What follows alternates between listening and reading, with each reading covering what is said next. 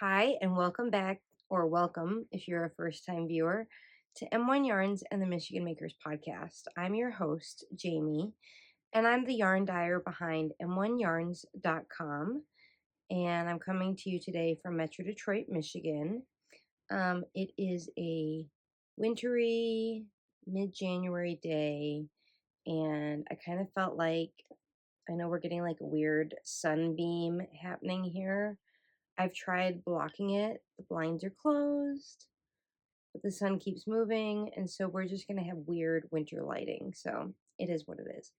But I thought that this lovely mohair sweater was kind of the winter vibe that I was going for today's episode. This is the Feather Bright Feather by Jennifer Steingass, whose design brand is Knit Love Wool. And I knit this holding two strands of mohair throughout instead of a fingering weight yarn. And this is undyed mohair, and the blue is my denim colorway. This is one of my favorite sweaters. It packs really light because you can roll it up into a tight roll. So it's good for travel. And I love a good color work yoke. Um, I can't say enough good things about this sweater.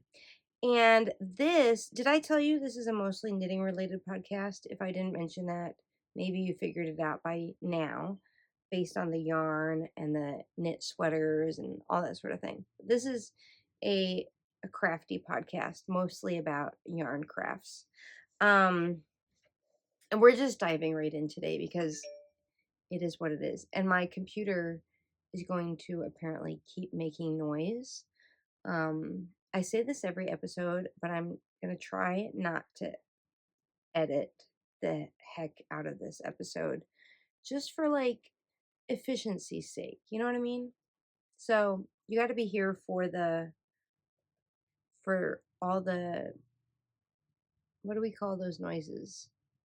Not jingles, sound effects, whatever. Um, what was I saying? I was saying something about, told you about this sweater. This little scarf is the Elizabeth scarf that one of my lovely sample knitters just finished for me. I'm going to set my tea down for a minute. And if you can see, there's like a beautiful simple cable motif going down it. Let me actually take this off so I can show you a little bit closer. And this is knit holding one strand of lace weight mohair with one strand of sock yarn. And I put together a bunch of color combinations. I'm just going to leave that off since I'm a little toasty in here on my Instagram. So if you're looking for some inspiration, I've made some pairings. And this is a fun, quick knit. So thank you to my lovely sample knitter for whipping that up. Yes. Let me tell you what I'm knitting, what I'm going to knit, and what I recently finished knitting as I drop yarn. So, I don't think I've recorded an episode this year. So, the last thing I was working on towards the end of 2025 was the Jaunty shawl, which is a pattern by Andrea Mowry. And I knit this using my earliest hand spun yarn, which is really like not even, not great. So this is like kind of a scrap buster project. And it's all pretty like rustic yarn, and so it's not the softest, but I have worn this out and about walking the dogs and things like that on cold winter days, and it is warm, and I actually feel like I like it more than I thought I would. Just to like do like this and then zip my jacket up is fantastic. So that is recently off my needles, and if you are looking for a good scrap buster, I think that's a great project. So let's see. I'm looking at my little notes.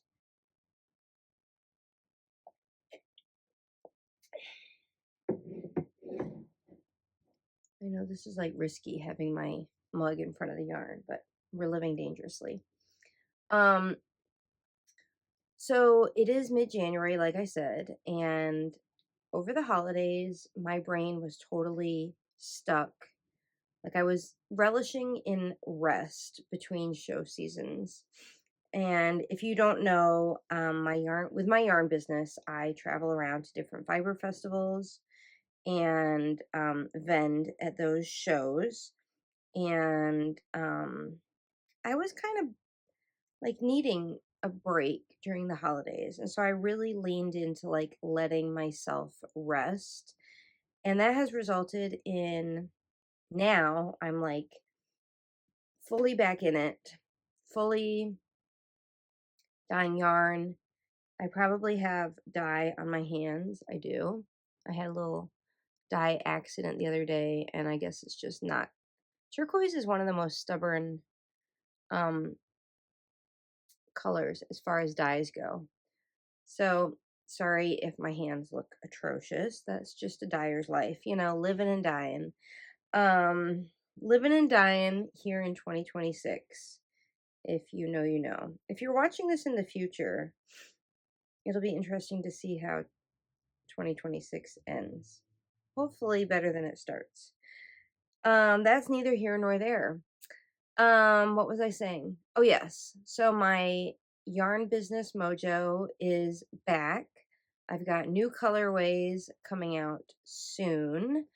I'm really excited for show season, mostly because I'm planning a brand new festival. I'm organizing it.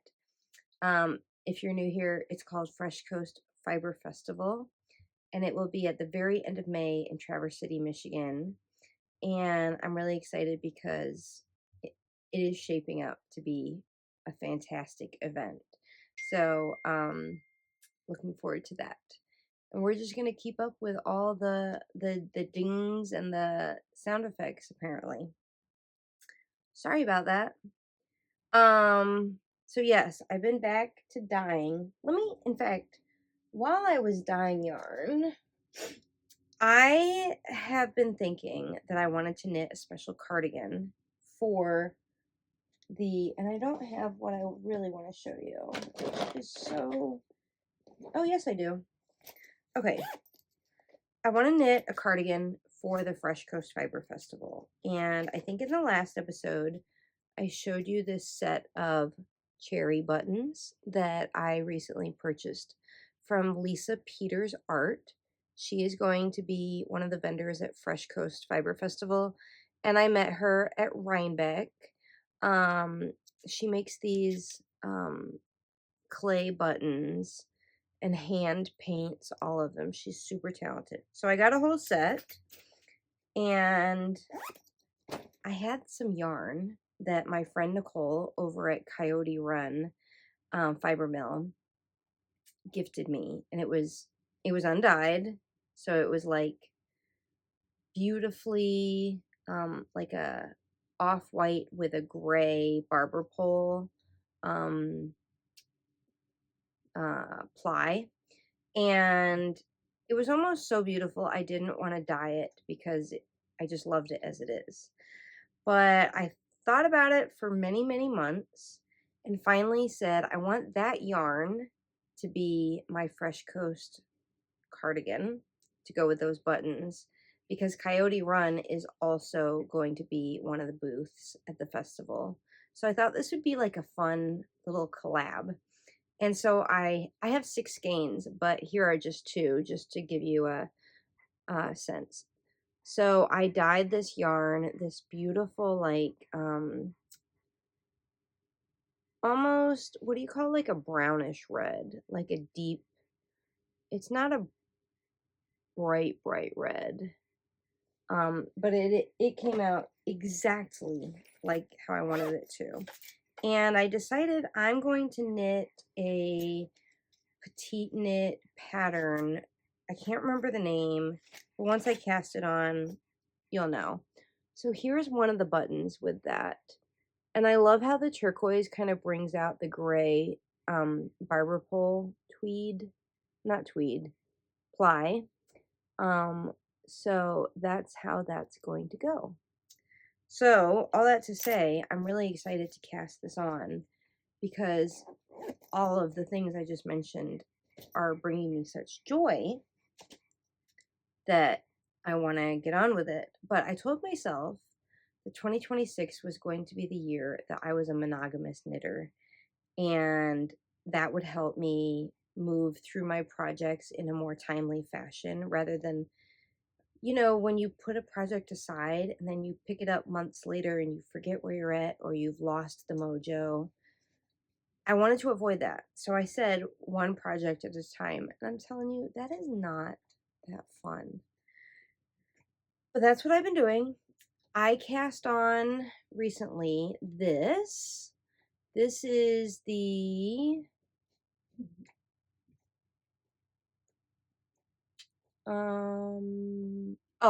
took me a minute. Himalaya pullover. And this is knit, hold that thought, with a new yarn that is coming to the shop soon. This is an alpaca and cotton blend. I think it is gorgeous. And yeah, so it's coming along. It gets a turtleneck added and then some armhole detail. I have not been knitting as much as I would like lately. In fact, I did quite a bit of frogging on this because I didn't follow the directions correctly. So I'm making progress on it, but I do want to finish it so I can get to that cardigan and a few other things. I think last episode I told you about this hand spun yarn, which I wanted to make into Parkin Knits. She has like a hoodie pullover. The no sweatshirt, is that what it's called? I could be wrong on that. But I did a gauge swatch using this yarn, which when I spun it and, like you wrap it around a tool to figure out what weight it is, I thought it was sport weight, and that pattern is written sport weight. But I could not get gauge. I think the pattern's written on a 7. I even went down to like a US 3 needle, and I could not get gauge. So I need to rethink what I'm going to knit with this yarn. But in the meantime, I think I'm just going to set it to the side and let that brainstorming occur because it's not working out how I thought it would. But that's fine. It's fine. I dropped my list, so I had to get it. Sorry about that.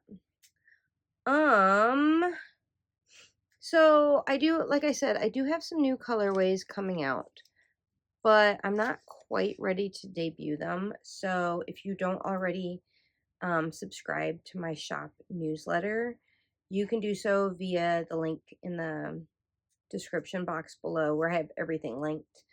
And then you'll be the first to hear about my new colorways coming out this year. Let's see what else. I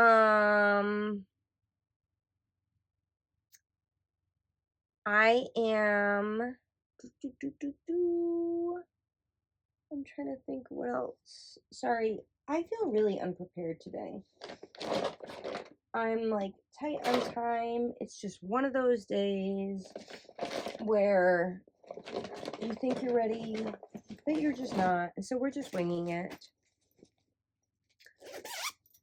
I cast on the flax worsted last year, and I think I've shared this with you. I was getting color pooling because I wasn't rotating the skeins. So I ripped it back. I started again. Well, I didn't completely start over. I left the neck ribbing. I think I've reknit like maybe 10 rounds or so.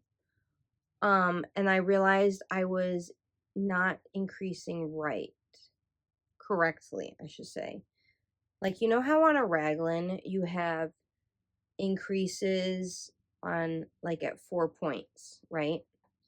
Well, I was increasing all over the place. Not all over the place, but like inconsistently. Um, and I realized my count is way off. So I'm gonna have to rip back again. So I feel like, and this is hand spun yarn, if you're wondering, held with mohair. This is my Silver Fox colorway on lace weight mohair. So I'm holding these two together. This sweater, it's like it's jinxed. So yeah, I'm gonna have to come back to that because it's not panning out.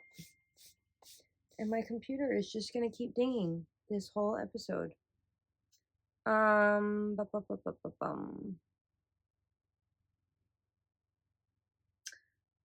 If you don't subscribe to the Fresh Coast Fiber Festival website, freshcoastfiberfestival.com, you might want to do that. You might want to follow it on Instagram and Facebook because I have some big announcements rolling out over the next few weeks. So that is exciting and what I've been up to. Let's see what else. Not much in the way of knitting, but I did share with you guys on a recent episode that I had recently gone gluten-free, and so many of you reached out with great words of encouragement and great resources, things like that. So a big thank you. And I don't think I shared at the time like much about it besides the fact that like I hadn't really felt well all last year. Um, but I felt achy, like chronically achy in all my joints. I felt tired. By the time like fall rolled around, I was having this chronic pain on my side. And by the time I went to Rhinebeck in October, I was really worried because I was having a lot of pain. So I went to the doctor. I found out my liver was inflamed, and we did a bunch of like connecting the dots and tests. And I decided that I should try to go gluten free to see if it helped because I have a autoimmune disease called eosinophilic esophagitis. It's basically celiac in your esophagus. Celiac affects your small intestine, but I have something that affects my esophagus. I've had it since high school. I didn't get diagnosed until I was about 30. And only 3 years ago did they finally approve a drug for it called Dupixent, which you probably seen the infomercial. Dupixent was primarily designed as an eczema drug, but now it's also prescribed for people with asthma, certain allergies, and what I have, which is called EOE for short. But when I went back to the doctor and said, hey, I've gone gluten free, and within like a week, a lot of my symptoms, the fatigue, the pain in my side, things like that, went away. He's like, you have celiac. So now I'm really glad I went gluten free. So I'm happy to report I feel a lot better. In fact, I feel probably 10 years younger, to be honest. Um, so I just wanted to take a moment to like actually share the details behind why I went gluten free. And I just want to encourage you that if you're not feeling well, it is so obvious that, especially as women, we have to advocate and advocate and advocate and push to get tests and proper medical care. Because I think without me pushing, you know, I think my doctors would have brushed me off. And, you only get one body. So I'm glad that I kind of got to the root and feel a lot better. And yeah, I'm excited for feeling good in a new year. So, thank you to all of you who reached out um, after I mentioned it casually on the last episode. So, also, I always tell you guys how Daisy kicks the tripod during my recordings. She is in the room. She hasn't kicked it once. I probably just jinxed it. But she's on new pain meds for her old lady hips, and she's doing a lot better. So, I'm just feeling all the good vibes. Like, we're tackling things and we're making progress. And hopefully that is the overall theme for 2026. So it's a pretty short episode today because I don't really have a whole lot of knitting going on. I think I am going to at some point break my monogamous knitting commitment, so that I can have some more things on the needles. But I'm looking at my list again because I feel like I'm forgetting something. I don't know what it is. You just have to tune in next time. Let me know in the comments below what you are knitting or crocheting on. I haven't been doing a whole lot of spinning because my spinning wheel went on the fritz, and it took like many days of process of elimination to figure out what the problem was. Well, the problem was the brake band needed to be replaced.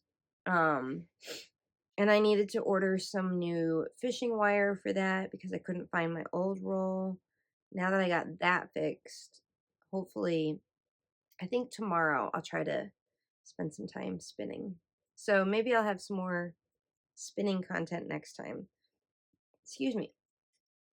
Thanks for sticking around if you made it this far. Um, I hope that you are taking good care of yourself. And until next time, thank you. Bye.